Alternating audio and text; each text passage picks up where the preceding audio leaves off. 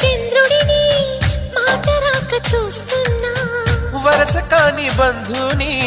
చొరవ చేసి అంటున్నా ఇంకెప్పుడు ఒంటరినని అనరాదని నీకు సొంతం అంటే నేనేనని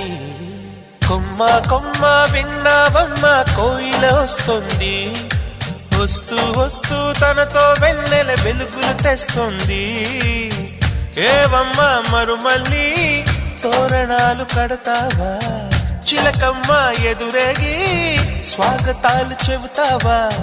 పూల పొగరిల్లేరా రమ్మందని